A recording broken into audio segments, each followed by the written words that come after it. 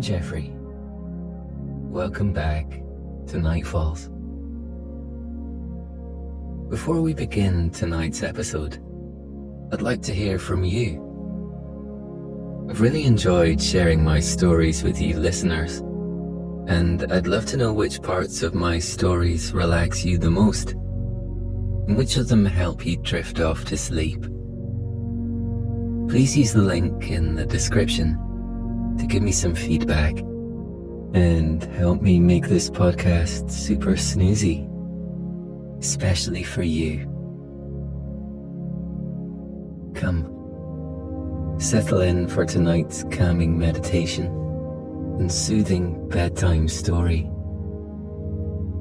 As always, don't worry if you fall asleep before the end. You can drift off whenever you're ready. Join me beside the fire, and I'll tell you of the day I first met Otto.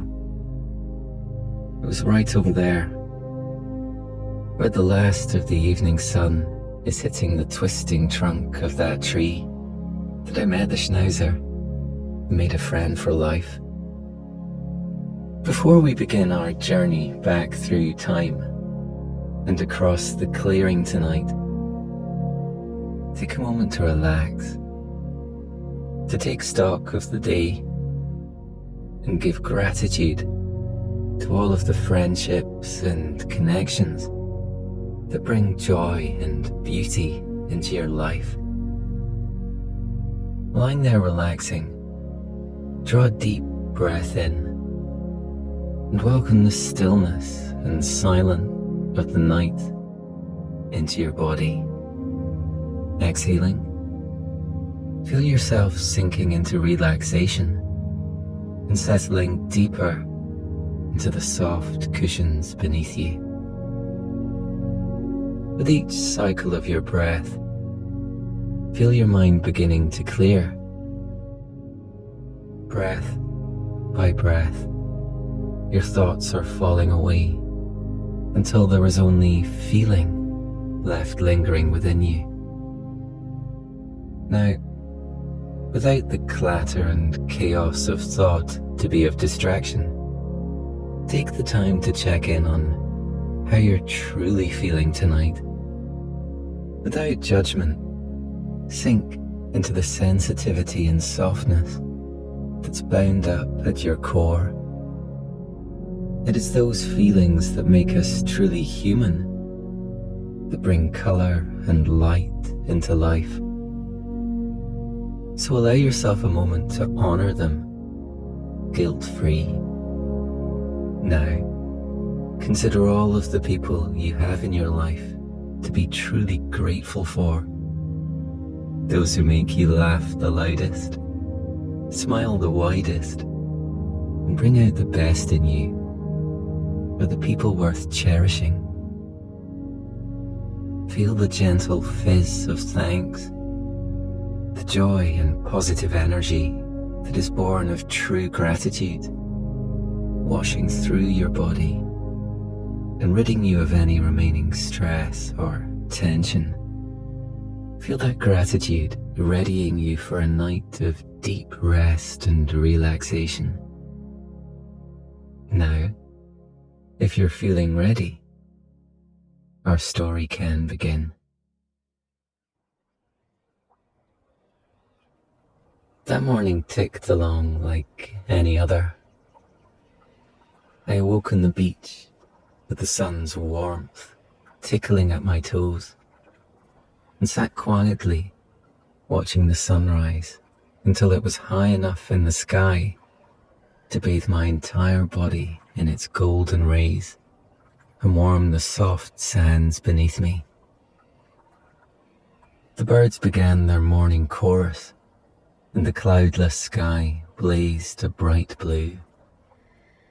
Of course, as had been the case ever since I began trying to grow my own vegetables in Nightfalls, my makeshift allotment had been thoroughly rummaged through.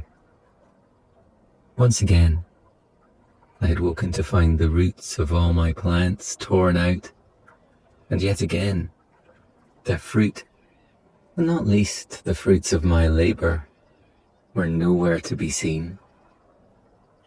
Every last strawberry was gone, and the same could have been said for the bright orange carrots I'd hoped to harvest that very morning. The scoundrels had at least had the common decency to leave me a single head of cauliflower, and I supposed that counted for something. Thankfully, it had already become apparent to me that the soil that Nightfalls grows upon is particularly fertile, so I didn't feel too put out. In the days prior to that sunny morning in the clearing, I planted seeds in the morning and sat beside them, whiling away the hours with a book in hand as the plants grew beside me. It never took more than a few hours before the shoots began to poke above the surface of the earth, and by early evening, the fresh fruit I craved was almost always fully formed.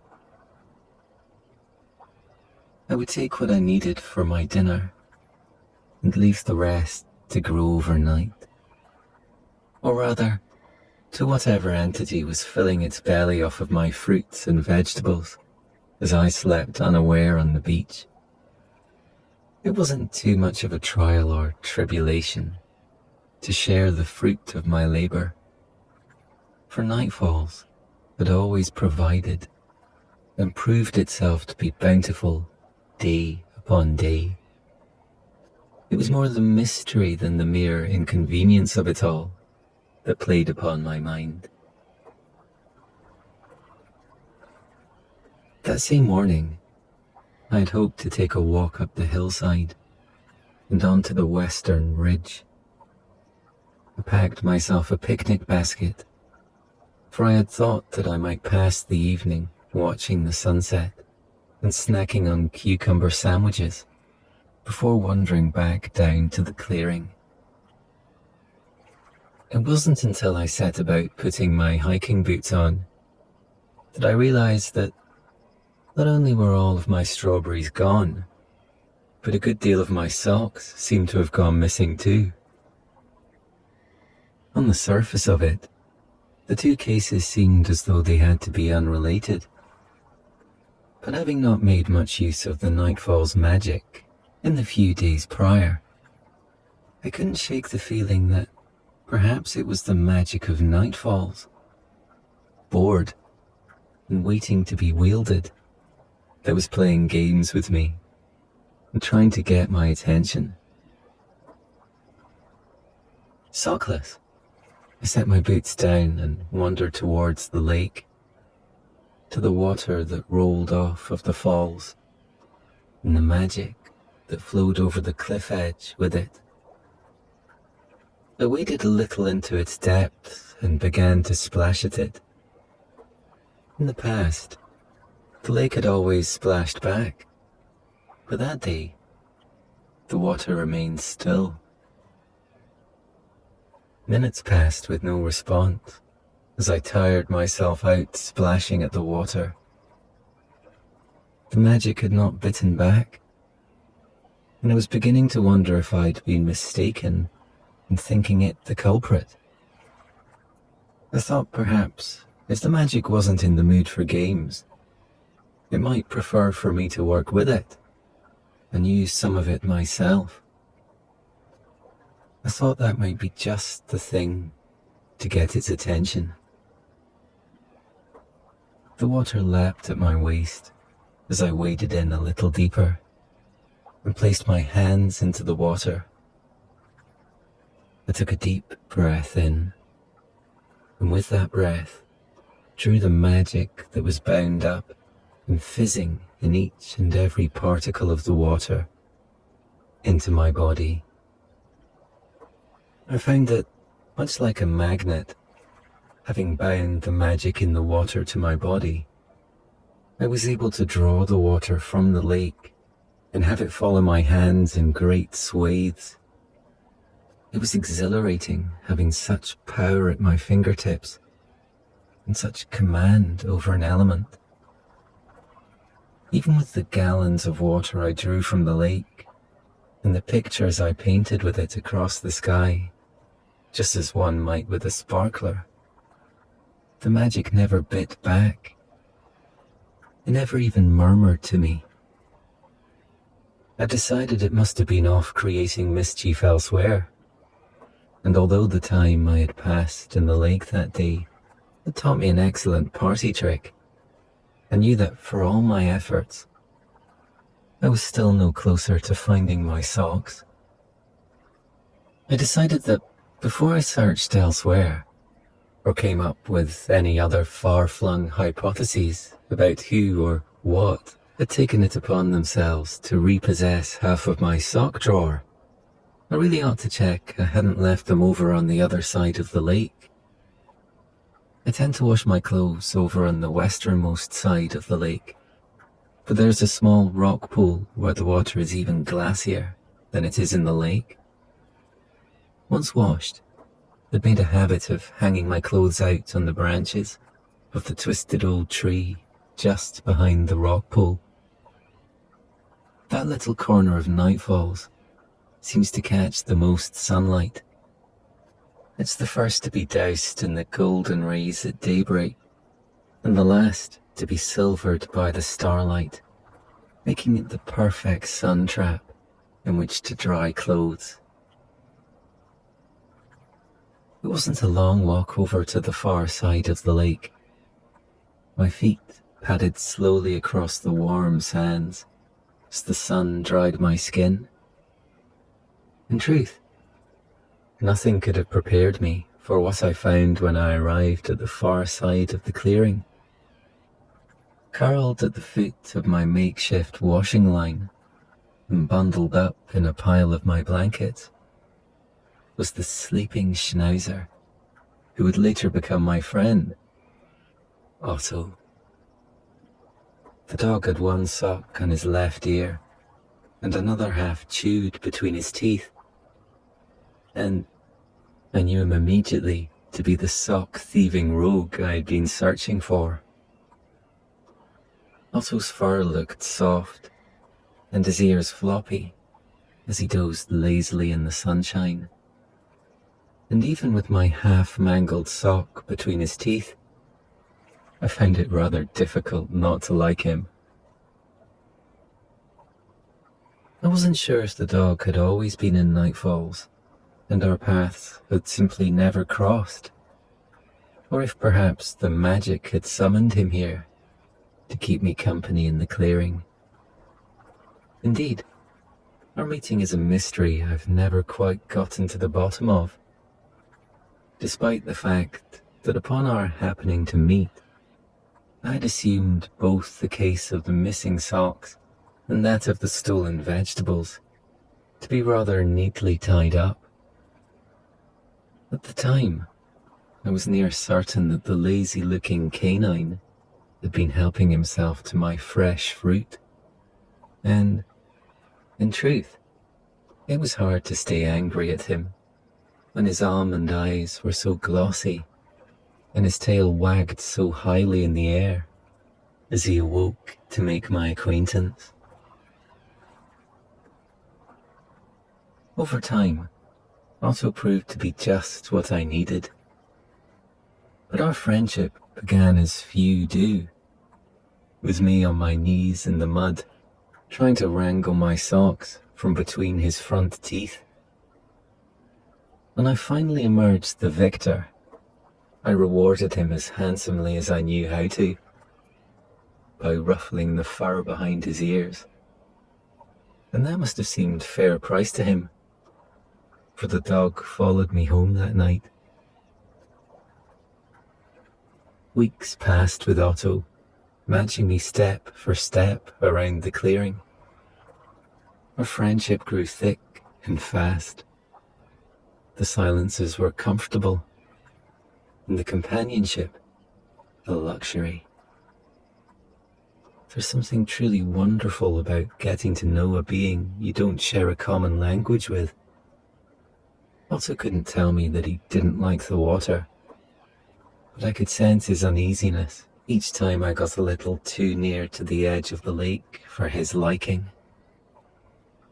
I much suspected that the only reason Otto feared the water was because he hadn't the foggiest idea of how to swim, and felt sure that if he were to simply dip a paw in, it might set him at ease.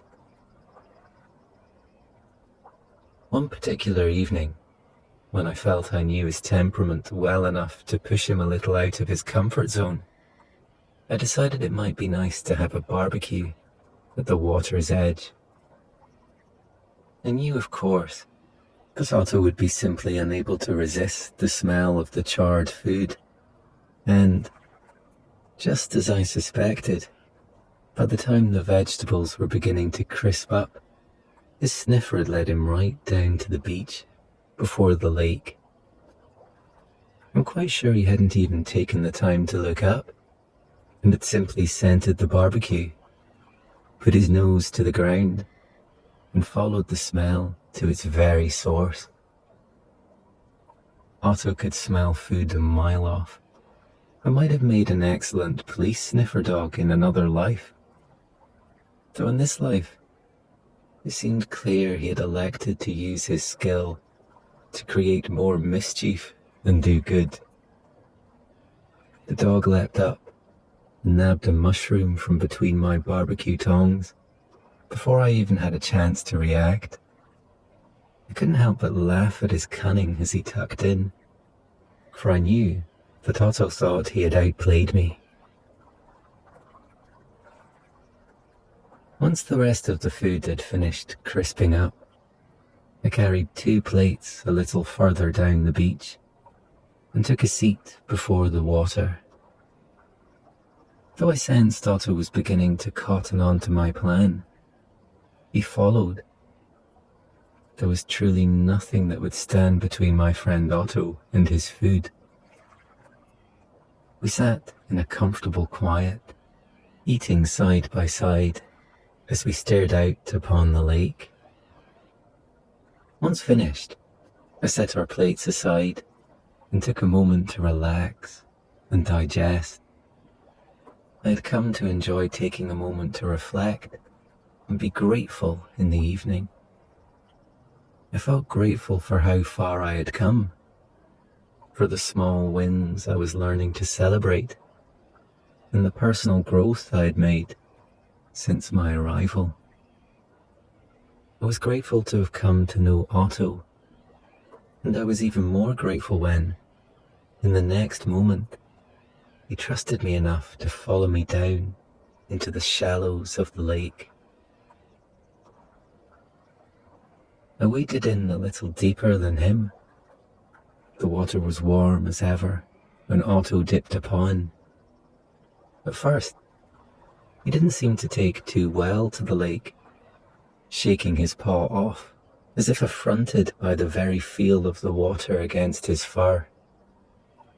Persistent as ever, though, he tried again, and this time he waded out far enough to stand beside me.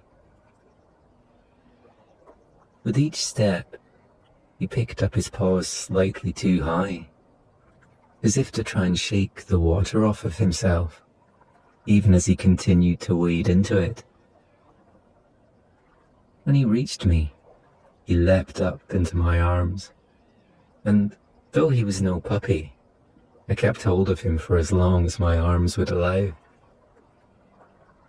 As the minutes passed, he seemed to relax. His breath slowed, and his ears began to flop beside his face once more. It was only then that I waded a little further out, just far enough that my feet began to come away from the bottom. I think Otto could tell that I was floating, and could feel us both beginning to gently bob upon the surface of the lake. It wasn't long before he seemed to be wondering how he might be able to float as easily by himself, and that's when I began to let go of him. He didn't panic. Otto was calm as a cucumber, and approached almost everything with the same sense of curiosity and play that dogs always do. Our four-legged friends never seem to grow out of their sense of playfulness, or to grow fearful of failure. I took great joy in seeing him realize that in order to stay afloat, he simply had to take a deep breath in and begin to paddle his front and back paws through the water. As he swam across the lake, the water lapping around him, I could have sworn I saw him smiling. It was that day, paddling in the lake, that I thought to name the dog Otto. For in the water, he seemed as playful as any otter I'd ever seen. Maybe Otto wasn't really his name, and I mused that perhaps he had always thought of himself as more of a Peter or a Stephen, for Otto never really came when I called. It was, however, clear to me that he knew I was calling him. Often, I'd find myself calling his name to try and deter him from rolling around in the mud that squelches underfoot in parts of the forest. He'd always look back at me on those occasions, his eyes bright, as though daring me to try and stop him, before he dove head first into the mud and made sure it was thoroughly matted into his undercoat. He would gleefully trot back towards me and splatter me with it as he shook his fur out, before bounding off into the distance once more. Tired out by the hours spent paddling in the warm waters of the lake, we swam to shore together and meandered back up the beach. As we dried out, I thought perhaps it might be a good idea to play a quick game of fetch. I'd learned fast that it was always best to tire Otto out as much as possible before I planned on going to sleep. And though I myself hadn't the energy left to do anything more exerting than lounge at the edge of the forest and throw the tennis ball a few times for him to fetch, Otto seemed to be bouncing with energy. Each time I tossed the ball, Otto bounded back with it. Our game went on as normal at first, with Otto returning each time a little less energized. But the final time I threw the ball, he didn't return at all.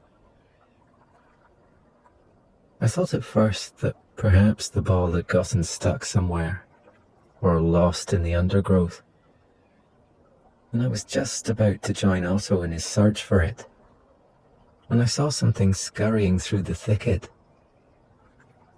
Peering a little closer, I realized that it was Otto, chasing a collection of different woodland creatures through the forest and herding the group towards me. A fawn glided gracefully through the trees and towards me. The tennis ball was grasped between her teeth.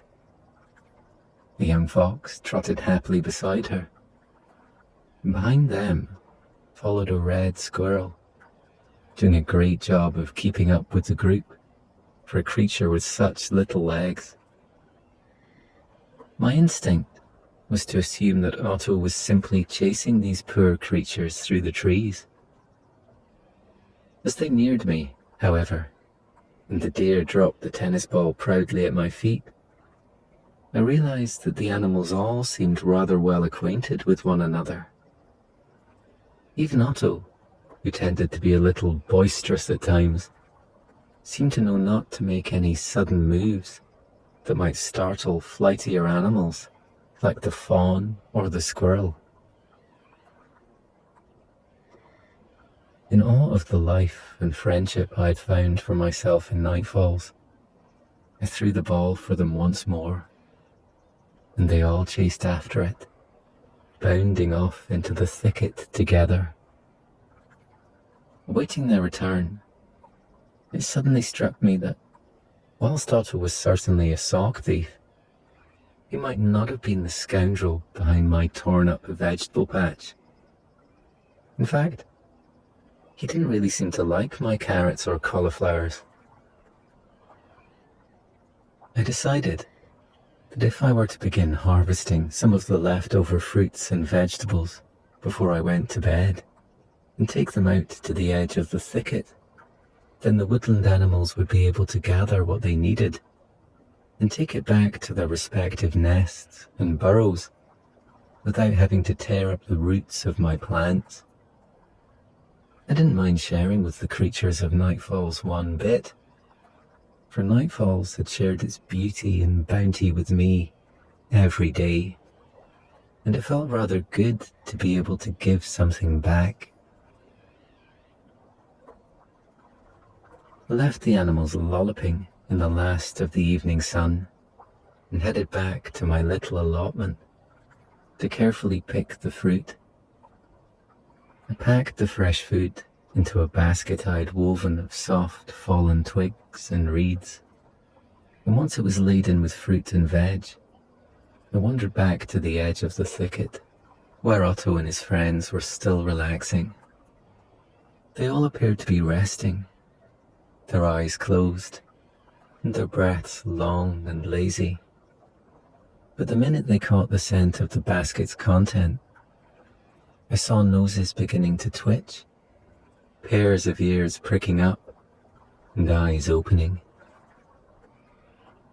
The woodland animals tucked in, gorging themselves in as much as they could before attempting to take the remaining fruits back to their respective burrows and nests. The only one who wasn't a scratch interested in the fruits and vegetables was Otto, who seemingly preferred his food attentively barbecued, and who looked like he was thoroughly ready for bed. As the squirrel disappeared into the canopy of the trees, Otto and I made the short walk back to the beach. I stretched out lazily upon the cooling sands, and Otto settled himself on top of my feet.